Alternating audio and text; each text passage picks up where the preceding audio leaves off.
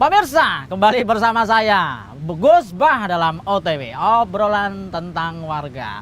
Semakin menarik saja kegiatan kita kali ini ya, ada beberapa penanya yang masuk ke kita. Sekarang kita saksikan penanya yang satu ini. Assalamualaikum warahmatullahi wabarakatuh. Saya Supoyo Nelayan, bertanya kepada UTW bagaimana mengatasi atau mengetahui perubahan cuaca yang seperti ini biar nelayan itu tetap bisa melaut. Assalamualaikum warahmatullahi wabarakatuh. Oke, baik. Tadi penanya dari pemirsa. Ada dari Pak Supoyo memberikan pertanyaan terkait dengan perubahan iklim yang tadi disampaikan Pak Munijo ya. Tapi sebelum ke penanya ini, saya pengen lebih jauh. Tadi Pak Suwadi menyampaikan tentang jumlah ikan yang lebih banyak, alatnya dilarang untuk menangkap. Jadi gimana di laut terlalu banyak ikan kok dia nggak diapa-apain, ya, nganggur ya gitu. Ya, tadi jumlah yang banyak satu. Boleh jadi memang jumlahnya banyak. Yang kedua adalah ada perbaikan metode estimasi mungkin. Perkiraannya diperbaiki lalu jumlahnya menjadi salah nih. Jumlahnya mungkin kurang pas yang sebelumnya lalu diperbaiki dengan teknologi yang ada. Tadi mungkin akan ada kaitannya dengan pertanyaan tadi.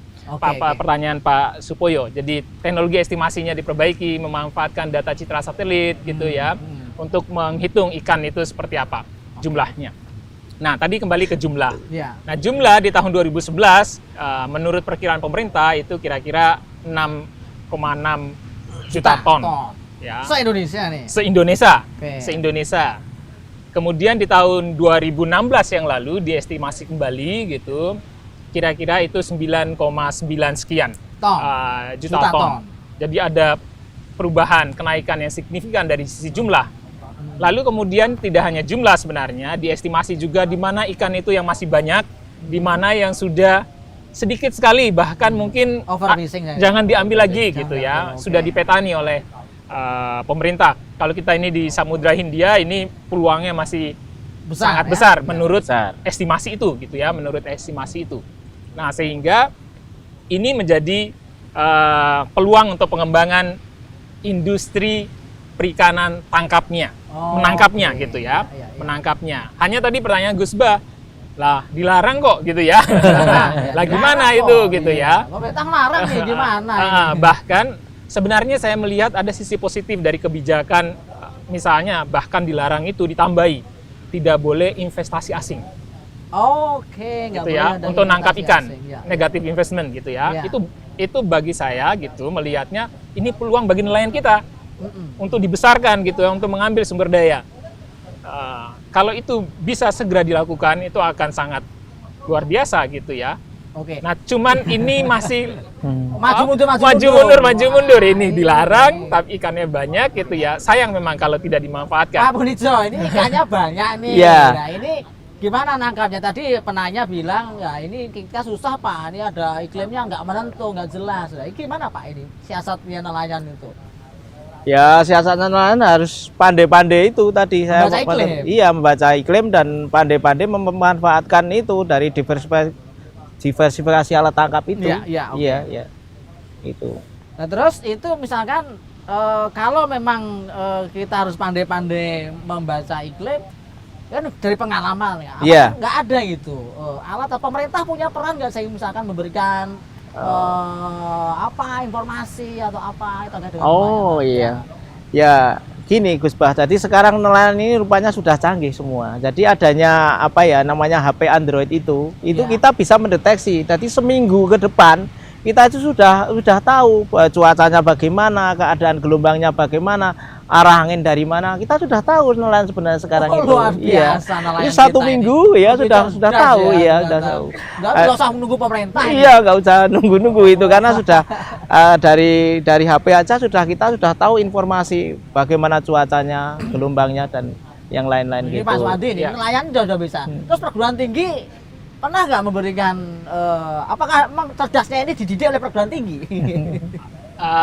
Nanti mungkin bisa tanya Pak Ponijo nih karena beliau gitu ya. Bagaimana kaitan antara perguruan tinggi khususnya UGM lah misalnya, dilihat dengan kaitannya dengan nelayan yang ada di Jogja gitu ya. Tapi kalau tadi bicara yang lebih besar terkait dengan perubahan iklim gitu ya, yang tadi ditanyakan oleh Pak Supoyo tadi gitu ya. memang itu tidak bisa dipungkiri dampaknya luar biasa terhadap kegiatan perikanan gitu ya, terutama kegiatan penangkapan. Bahkan mungkin kalau kita bisa mengambil contoh yang lain yang ekstrim gitu ya, kemarin kita bicara tentang garam misalnya. Garam, Oh, ya, garam ada hubungannya gitu. laut juga Ya. Nah, hubungannya dengan laut. Ya, Garam gitu, begitu ada masalah iklim, produksi garam kita anjlok hanya sekitar mungkin 12 sampai 14 ribu ton. Mau tidak mau kita impor besar sekali gitu, besar-besaran gitu ya. Sebenarnya ada kaitannya dengan tadi mengestimasi, memperkirakan iklimnya kayak apa ke depan. Iya, Itu menjadi betul. sangat penting gitu ya. Ya. Nah, perguruan tinggi tentu saja berperan penting di situ gitu ya. Nah, sekarang misalnya sudah ada upaya untuk misalnya wilayah laut kita itu dibagi-bagi, Gus Bah. Ya. Di selatan kita ini ada yang namanya WPP, Wilayah Pengelolaan Perikanan. WPP ya. Nah, namanya. Siapa yang akan mengelola, bagaimana peran perguruan tinggi. Nah, itu adalah salah satu effort pemerintah menurut saya positif gitu ya. Ya. Perguruan tinggi ditarik masuk untuk memperkirakan kita itu punya ikan berapa, lalu bagaimana kita akan memberdayakan nelayan agar bisa memanfaatkan sumber daya ikan itu menggunakan teknologi seperti apa gitu ya. Selain kampus tentu saja akan terus hadir di tengah masyarakat gitu ya untuk kegiatan pengabdian gitu. Iya, iya. Terus apa yang misalkan Pak Boyo rasakan, pemerintah pernah nggak itu misalkan ya datanglah ke sini atau ngasih pelatihan apa, bimbingan teknis apa gitu? Oke, ya.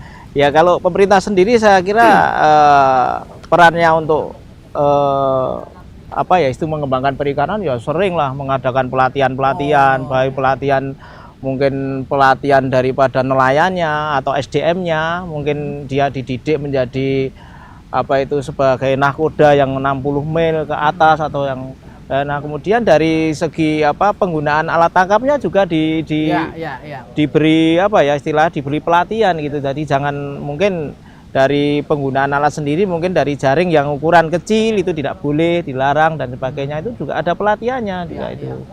Iya. Kemudian dari nelayan sendiri dengan adanya apa ya, adanya pelatihan-pelatihan yang ada di Dinas Perikanan ya kita apa ya, kita senang gitu loh sebenarnya. Senang ya. Ya. Ya, menarik kalau melihat tadi peran perguruan tinggi, terutama di Jogja lah khususnya. Oke. Contoh kecil, contoh yang tinggi. sangat kecil gitu ya. Jogja tahun 80-an sebelumnya nggak ada nelayan. 80 nggak ada nelayan? Nggak ada nelayan, kegiatan perikanan sangat terbatas. Mungkin Ya, Pak betul. Punijo hanya menjaring Jaring eret pinggir itu, gitu, dari jaring- tepi Itu ya. Jaring berapa eret kira-kira gitu ya. kalau di Jogja? Minim nelayan. Ada banyak masalah, termasuk Masalah. sosial budaya gitu ya. Termasuk belum berani. Termasuk Belum belum berani berani. gitu. Uji Tadi coba. mitos dan Ya, sebagainya itu ya. menjadi PR yang besar. Oke. Tetapi yang menarik adalah sejak itu lalu mulai perguruan tinggi masuk bersama dengan dinas melatih masyarakat gitu ya. Supaya latihannya lebih berani, ya udah didatangkan aja pemain dari Cilacap misalnya atau dari Gombong gitu. Ayo belajar bersama-sama melaut. Nah, itu adalah bagian pemberdayaan. Nah, mulailah saat itu mulai dari tidak ada sekarang menjadi ada gitu ya. Lalu sekarang mulai punya sadeng yang besar gitu. Itu bagian dari pemberdayaan di mana kampus itu mengambil bagian sejak awal gitu ya. Itu mungkin Gus Bah, saya kira peran kampus itu tidak hanya di mendidik di sana, di kampus sana gitu, tetapi mengambil bagian di masyarakat itu adalah. Tadi saya lihat Bagian yang waktu penting. mau ke sini itu banyak sekali kayak apa ya, itu kayak peta-peta. Oh iya, itu tambah. Itu memang usahanya nelayan sini atau berarti orang sini tidak hanya Oke. laut saja, Iya, gitu iya, iya. Ya, mungkin saya cerita sedikit ya. Saya menambah ini yang tadi dulu, yang menambahi untuk bangkitnya nelayan sini. Iya. Ya kebetulan tahun 96 Ya. itu saya menjadikan kelinci percobaan dari Dinas Perikanan Provinsi, Pak. Iya. Kelinci, Kelinci apa? percobaan. Karena apa? Karena waktu itu di sini yaitu di Kuwaru dan Padan Simo itu kan dulu jadi satu. Ya, Jadi satu membentuk kelompok nelayan yang dulunya namanya Padan Mino, dan itu mengusulkan ke Dinas Perikanan untuk minta kapal. Akhirnya 96 saya berhasil dikasih perahu dan saya menjadi kelinci percobaan tadi, dan akhirnya itu satu masuk berhasil, kemudian dari investor-investor sekitar sini juga tertarik sekali karena keberhasilan itu, banyak ikan, dan akhirnya perahu berkembangnya malah sini itu ke sana, ke timur dulu, ke Samas, Depok, Dan kemudian ke barat, baru ke barat, Trisek sama ke sana terus. Nah, itu dari perkembangan dari Nun Sewu, saya yang menjadi klinik percobaan dan perkembangannya dari Kuwaru dulu yang pertama kali memang. Laut Selatan ini potensial sebenarnya. Iya, sangat potensial sekali. Hanya dulu itu belum berani ya Pak Subati ya. Belum ya. berani karena ya itu gelombangnya takut yang di selatan, gelombangnya terlalu tinggi. Apa mungkin gitu loh? Apa mungkin dulu mesinnya aja dulu pakai 25 PK gitu. Besar juga, iya. sebenarnya besar itu. Iya, udah besar. Dan kemudian ini yang tadi dan kaitannya dengan Bapak Gus Bas menyebut ada peta-peta itu awalnya gini. Jadi di Pantai Kuwaru nih setelah ada nelayan ramai berkembang, dan ini kan timbul dari ide nelayan untuk menanami cemara udang dulu di Pantai Kuwaru ini. Cemara udang. Lah dari cemara udang tahun 2000 itu berkembang akhirnya tahun 2007 itu wisata masuk sini. Jadi banyak pengunjung gitu. Lah akhirnya di sini menjadi destinasi wisata yang nomor 1 waktu itu. Maksudnya setelah Parang Titis, maksudnya Parang Titis ke sini itu pernah juara itu tahun 2010 Mas. 2009 2010 luar biasa ini pariwisatanya dulu. Lah akhirnya 2013 ini abrasi besar-besaran di Pantai Kuwaru. Oh begitu. Lah setelah itu ya Sewu ya, setelah itu para pelaku-pelaku pengusaha daripada yang jualan di sini, nah ini karena ini sudah rusak, katakanlah sudah rusak karena abrasi, akhirnya dia beralih untuk itu 2014 mulai untuk tambak udang Faname itu. Oh begitu. Jadi ada usaha sampingan selain melaut. Ya, baik betul. Pak. Tadi Gitu. berarti Ya. perlu nih semua elemen masyarakat, pemerintah dan macam-macam untuk bisa Iya. mendidik masyarakat untuk ngelaut, karena laut selatan kan luas sekali. Oh nih. iya, betul betul. Nelayannya sedikit. Iya. Nah, nanti mudah-mudahan pemerintah memperhatikan ini supaya bagaimana bisa ditingkatkan lebih dari. Baik pemirsa, Iya. ternyata yang mau lewat banyak sekali. Kita saksikan yang satu ini.